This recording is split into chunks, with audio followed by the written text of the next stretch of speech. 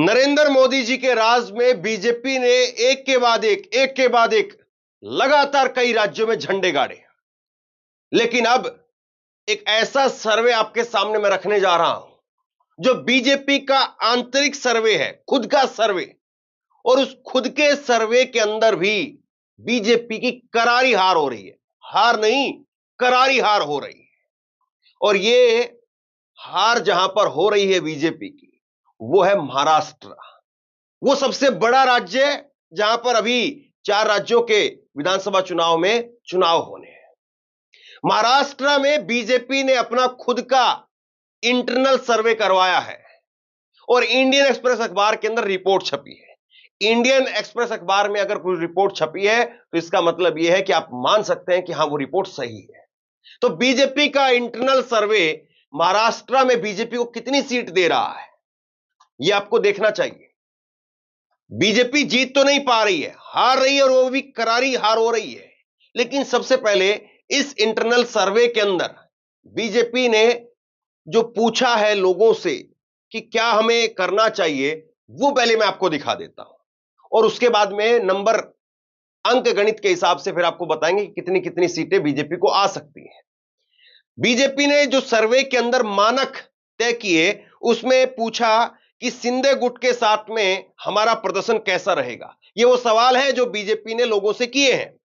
BJP अगर अकेले चुनाव लड़ती है तो प्रदर्शन कैसा रहेगा, अजीत पवार के साथ में गठबंधन जारी रखा जाए या नहीं जारी रखा जाए। ये 3 बड़े पहलू बीजेपी ने अपने आंतरिक सर्वे के अंदर लोगों के सामने रखे। पहला ये कि हमें क्या करना चाहिए, हमें क्या अकेले जाना चाहिए या गठबंधन के साथ में जाना चाहिए, यह सवाल पूछा गया।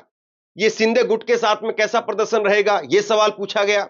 उसके बाद में सवाल है कि अकेले अगर बीजेपी लड़ती है तब क्या किया जाए, तब कैसा प्रदर्शन रह सकता है। और फिर अजीत पवार का भी नाम ले दिया कि अजीत पवार को साथ रखें या छोड़ दें।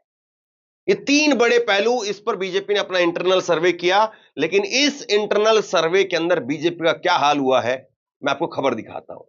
इंडियन एक्सप्रेस अखबार का ही जनसत्ता हिंदी संस्करण जनसत्ता, और जनसत्ता ने खबर छापी है, चुनाव से पहले आंतरिक सर्वे ने बढ़ाई महाराष्ट्र में बीजेपी की चिंता, पार्टी को सिर्फ इतनी सीट रहने का अनुमान। हाल ही में बीते लोकसभा चुनाव में बीजेपी को काफी नुकसान हुआ था। अब आगामी महाराष्ट्र विधानसभा चुनाव को लेकर के पार्टी द्वारा करवाए गए आंतरिक सर्वे में बीजेपी को बड़ा नुकसान होते हुए दिखाई दे रहा है। यह बात जो है वो बीजेपी के सर्वे को लेकर के कही गई है। सबसे बड़ी बात यह है कि बीजेपी जिस तरीके से लगातार घिरती जा रही है और महाराष्ट्र में बीजेपी को जो सीटें आ रही हैं उससे आप अंदाजा लगा सकते हैं कि बाकी राज्यों में क्या होगा। क्योंकि झारखंड आसान नहीं है, हेमंत सोरेन वहां पर अभी जेल से छूट करके आए हैं। हरियाणा 50% पर पहले ही बीजेपी को ला दिया है, क्लीन स्वीप से 50% पर आ गई है, तो आप अंदाजा लगा लीजिए। दूसरा, मुख्यमंत्री के चेहरे को बदलना पड़ा। अब मैं आपको सस्पेंस खत्म करते हुए आपको बताता हूं कितनी सीटें आ रही हैं। खबर आपकी स्क्रीन पर है। खबरें हैं कि मुख्यमंत्री एकनाथ शिंदे को भाजपा की मदद से सत्ता में लौटने का भरोसा है, जबकि न्यू इंडियन एक्सप्रेस की रिपोर्ट के अनुसार भाजपा अपने प्रदर्शन को लेकर के चिंतित नजर आ रही है। रिपोर्ट के मुताबिक भाजपा की तरफ से कराए गए आंतरिक सर्वे संकेत दे रहे हैं कि पार्टी 288 विधानसभा सीटों में से सिर्फ 55 से 65, ध्यान से सुनिए, 55 से 65 सीटों पर जीत हासिल कर सकती है, जबकि 2014 में आंकड़ा 122 और 2019 में 105 विधायक थे। तो बीजेपी 50% भी नहीं बच पा रही है।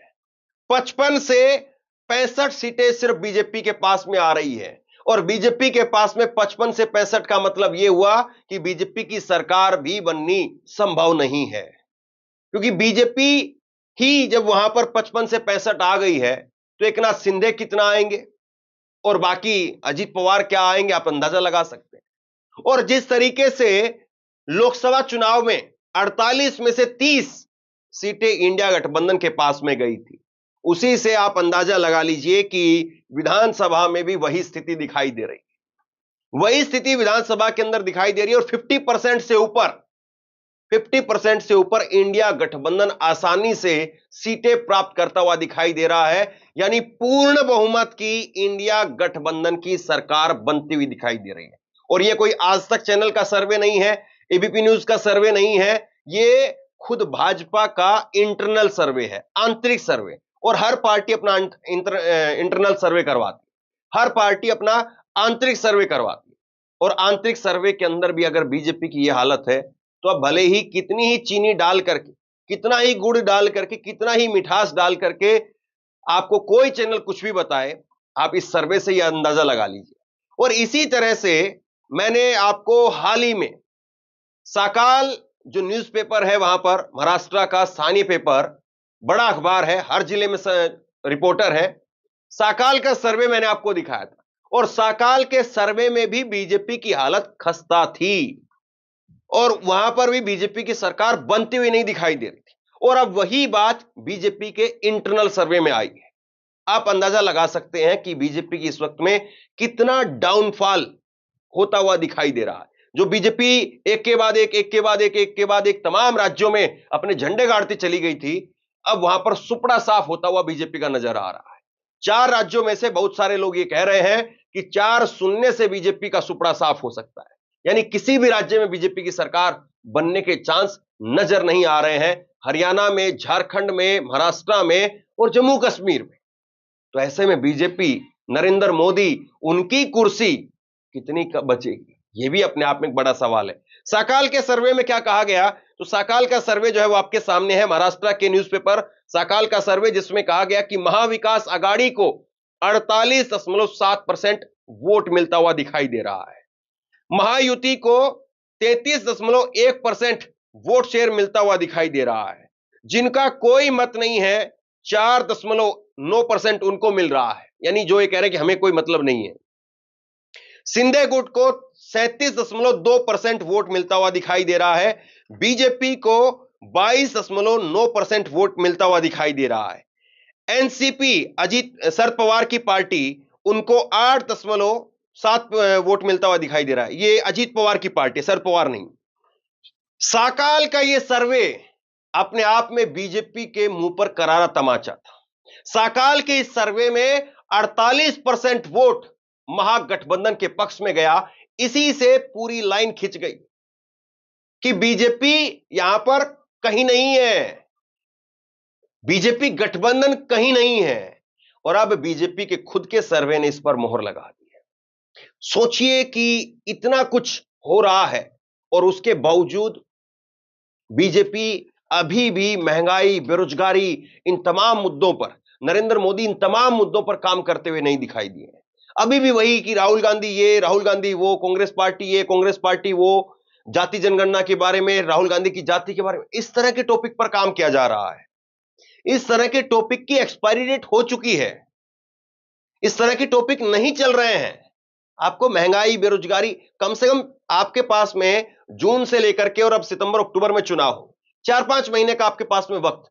इस 3-4-5 महीने के वक्त में अगर आप काम करते ताबड़तोड़ तरीके से, दोबारा से जमीन हासिल कर सकते हैं।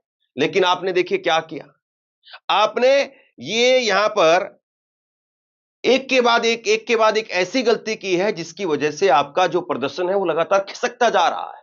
और बीजेपी तो वैसे भी डाउनफॉल पर है, ये आंकड़े आपके सामने हैं।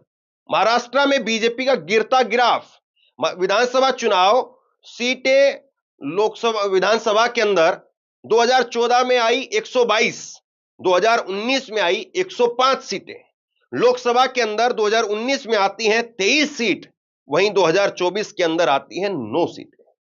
तो ये गणित, ये सीटें, ये आंकड़े बीजेपी के लिए एकदम आंखें खोलने वाले हैं, अगर बीजेपी जमीन तो देखना चाहती है तो। और अगर बीजेपी को लगता है कि नहीं अभी भी पार्टियां तोड़ करके काम चल जाएगा, विधानसभा चुनाव में ये नहीं चल पाएगा। विधानसभा चुनाव में यह भी नहीं हो पाएगा कि आप हेलीकॉप्टर लेकर के और विधायकों को लेकर के गुवाहाटी उड़ जाएं जैसे पहले आपने किया, तो वो नहीं।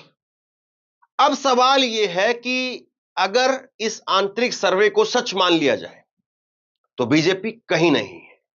और बीजेपी कहीं नहीं है, इसका मतलब यह है कि महाराष्ट्र से अगर बीजेपी का सुपड़ा साफ हो रहा है तो बाकी राज्यों में उम्मीद वैसे ही शून्य हो जाती है।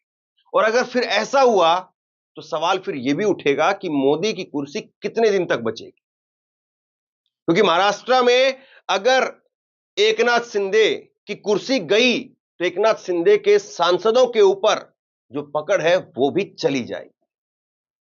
अजीत पवार सांसद है नहीं, एक ही सांसद है, लेकिन लोकसभा में राज्यसभा में मिलाकर के जो भी है उनके पास सब चला जाएगा। और ऐसे में करीब 8 सांसद लोकसभा के और राज्यसभा के सांसद मिलाकर के एक बड़ा अमाउंट जो है वो इंडिया गठबंधन के खाते में जुड़ जाएगा और इंडिया गठबंधन की संख्या बीजेपी के 240 के आंकड़े से सहज रूप से ऊपर चली जाएगी। और ऐसे में फिर प्रेशर फिर दोबारा से नीतीश और नायडू फिर और बढ़ेगा। मोदी जी को फिर अंततोगत्वा नीतीश और नायडू के लिए और ज्यादा झोले खोलने पड़ेंगे और आखिरी में प्रेशर फिर आ जाएगा बीजेपी के ऊपर और फिर बाकी राज्यों से भी सांसद भाग सकते हैं। तो कुल मिलाकर के चुनाव नहीं है, यह नरेंद्र मोदी जी की कुर्सी का लिटमस टेस्ट है कि नरेंद्र मोदी की कुर्सी कितने दिनों तक सेफ है। और जिस तरीके से ये आंकड़े आ रहे हैं, मैं एक बार आपको 2019 के आंकड़े दिखा देता हूं। 2019 में बीजेपी को 105 सीटें आई थी, आज 55 सीटों का अनुमान बताया जा रहा है। शिवसेना की 56 सीट आई थी, एनसीपी 53 सीट आई। ये उस वक्त में थे जब सब एक थे, बीजेपी ने तोड़फोड़ नहीं मचाई थी। कांग्रेस की 44 सीट, समाजवादी पार्टी 2, मनसे 1, बहुजन विकास आघाड़ी 2, सीपीआईएम 1, पीवीपी 4 सीटें। तो ये 2019 की विधानसभा के आंकड़े हैं। और उसके बाद में जब बीजेपी ने तोड़फोड़ मचा दी उसके बाद के आंकड़े देखिए। शिवसेना और एनसीपी टूटने के बाद में महायुति यानी एनडीए वो 218 पर चला गया, बीजेपी 106 पर, शिवसेना शिंदे 40, एनसीपी अजीत पवार 40, बीवीए 3, पीजेपी 2, मनसे 1, आरएसपी 1, पीडब्ल्यूपी 1, जेएसएस 1, निर्दलीय 12, महाविकास आघाड़ी 78 पर, कांग्रेस 44, एनसीपी शरद पवार 13, शिवसेना उद्धव ठाकरे 16, माकपा 1, एसडब्ल्यूपी 1, निर्दलीय 1, अन्य सपा 2, मजलिस 2 और रिक्त 1। तो ये अभी की स्थिति है। बीजेपी ने जब हर पार्टी के अंदर तोड़फोड़ मचा दी तब जाकर के ये बीजेपी के पास में आंकड़े आए। तो असल सवाल अब ये है कि बीजेपी का आंतरिक सर्वे अगर वो बता रहा है कि बीजेपी की यहां पर उल्टी गिनती शुरू हो रही है, मोदी जी की कुर्सी तक खतरा पहुंच गया है, तो इसका मतलब यह है कि ज्यादा दिनों की सरकार फिर बची नहीं है। इसका मतलब फिर यह है कि महाराष्ट्र में उद्धव ठाकरे जो दावा कर रहे हैं, उद्धव ठाकरे जिस तरीके से नरेंद्र मोदी को ललकार रहे हैं कि आइए आप मेरे सामने चुनाव लड़िए, आइए आप इस चुनाव को मोदी वर्सेस उद्धव ठाकरे बनाकर के चुनाव लड़िए, तो फिर उद्धव ठाकरे गलत बयान नहीं दे रहे हैं, इसका मतलब फिर यह लगाया जाएगा। बहरहाल आपको क्या लगता है, महाराष्ट्र चुनाव में बीजेपी की क्या स्थिति रहेगी?